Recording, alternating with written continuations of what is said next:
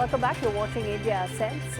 As said, the top voice this week is the UN Special Rapporteur for Myanmar, Thomas Andrew, speaking to us about what really is unfolding in Myanmar.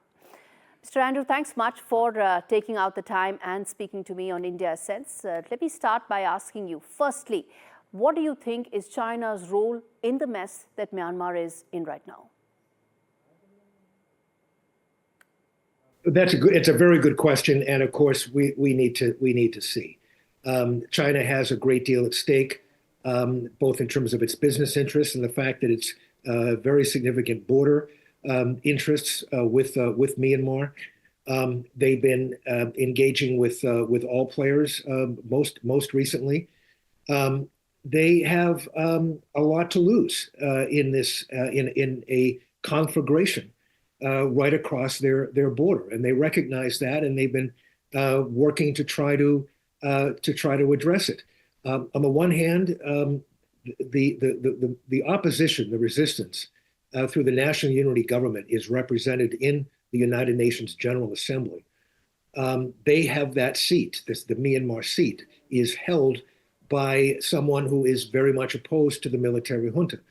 That is an encouraging sign, and the only reason that is possible is because of China, as a member of the Credentials Committee, has not objected to that. So that's a very positive step forward. On the other hand, China is the second largest source of weapons for the military junta in the world.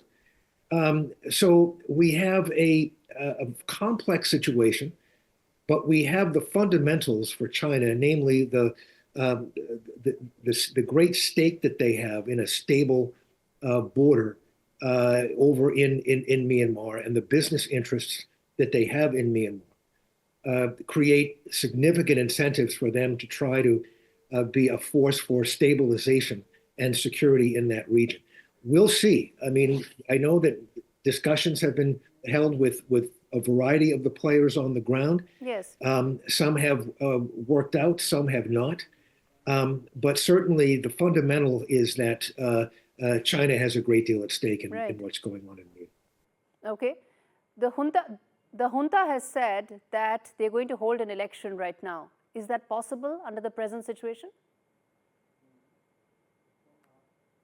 Well, there is no way that there could possibly be an election under these conditions. I mean, you cannot have an election where you detain tens of thousands of political prisoners, where you torture them, where you execute them, where it's illegal to report the truth in Myanmar, where voicing opposition to the military junta is a crime.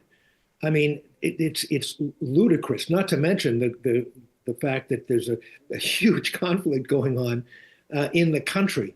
There's just no way that a free and fair election could possibly occur under these conditions. In fact, what it really is an attempt to create the mirage of a democracy.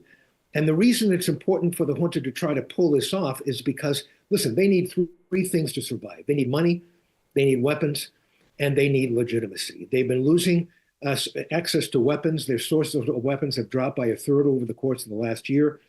They're having very, very difficult time getting access to financing, and certainly legitimacy is a third area that they believe they could try to make headway on with respect to having an election later this year.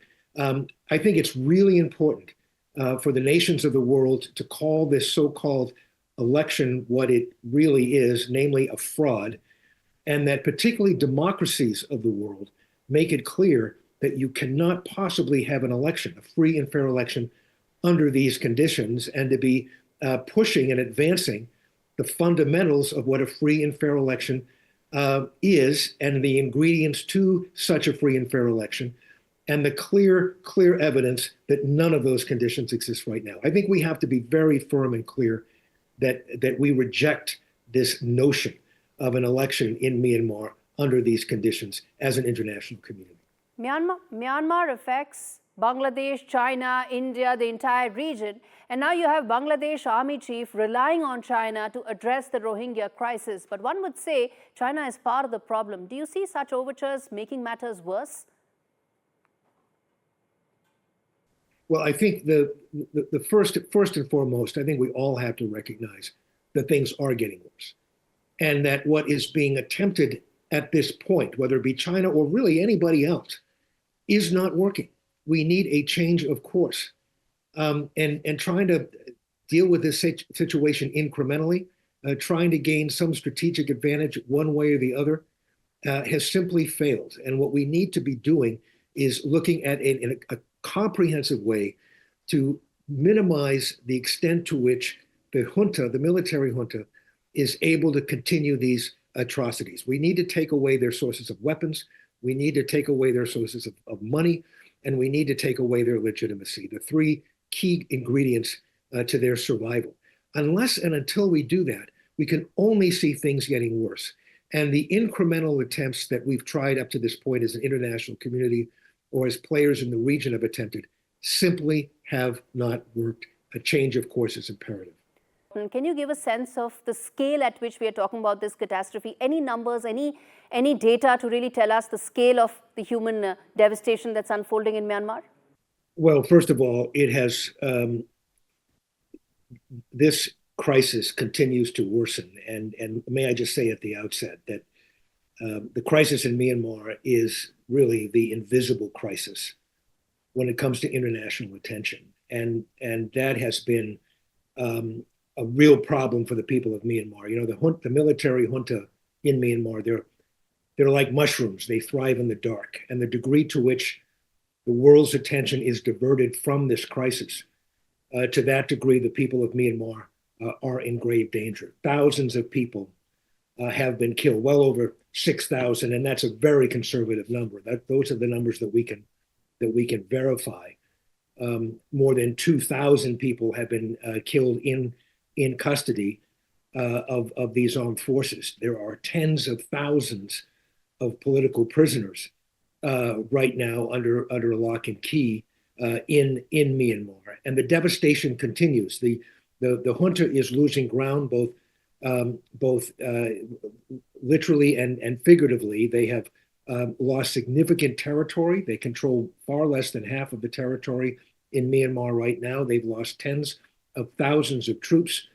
They are on the run, and the problem, the danger here, as this continues to unfold and as they weaken militarily, is the fact that they are responding by attacking civilians. There has been a five-fold increase in attacks on civilian villages over the last several months. We've seen significant increases in aerial attacks, bombers dropping ordnance on these civilian targets that are suspected of being sympathetic to the resistance.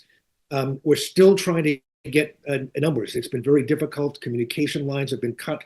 As I say, the junta tries to hide as much as possible the carnage that's unfolding right now, but the reports that we're hearing are extremely disturbing, not only in terms of the scope of these attacks, but also the depravity of the attacks. We're now getting reports that villages are being attacked by troops, and that bodies are being dismembered, put onto spikes to terrorize the survivors.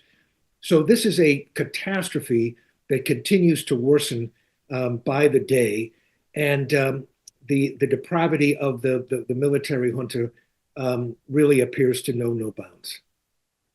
If one were to specifically ask about the Rohingya crisis, Bangladesh has said they're not going to take in any more Rohingyas. How do you see this entire issue actually being solved by the world? Inadequately. I mean, the crisis continues to worsen. There are tens of thousands, there are hundreds of thousands of Rohingya who have been internally displaced due to the conflict in Rakhine State. We're still trying to get information as to their condition. We know that thousands and thousands are without shelter, many without access to food or water, or certainly without access to medicine. There's been a communication shutdown. The junta has made it very, very difficult, if not impossible, to get accurate information as to the state of these internally displaced Rohingya. I'm relying right now upon the reports, anecdotal reports that I've been getting from Rakhine State, and all of these reports are grim. I've been getting reports of starvation, of horrible conditions with respect to the lack of health care and medicine, lack of shelter. So conditions for the Rohingya, as a result of the instability and the crisis in Rakhine State, continues to worsen, and the international community has failed to provide the kind of emergency assistance and support that is so desperately needed. On one end, there are, of course, humanitarian concerns, but there's also the security angle to it. There are huge security challenges for the entire region. How do you see those being addressed and New Delhi's role in that? Well, it's a very important point and a very important aspect of this. There could be nothing more unstable than what is going on in Myanmar right now, and that has implications for all of its neighbors. We know that there are tens of thousands of people who have escaped, literally running for their lives over the Myanmar border in just the past few months. We know that the conditions within Myanmar continue to worsen. So if you are a family and you are facing this horror, you're watching your village be destroyed, you're seeing people killed before your very eyes,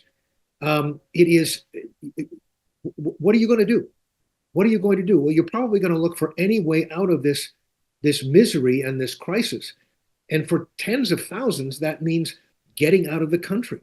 And who can blame them? The fact is that it is not only in the interest of Myanmar and the people of Myanmar to address this crisis, it's also in the interest of everybody in the region and the world to address this crisis, because the instability inside of Myanmar will not be withheld or will not be simply within Myanmar. It is going to spill out, as we're seeing it do right now, in the border and in the broader region. So it is incumbent upon all of us, not only because it's the right thing to do, but it's also in the interest of everyone to take action to try to stabilize this crisis in Myanmar. Do you think a sham election right now is only going to make matters worse for Myanmar?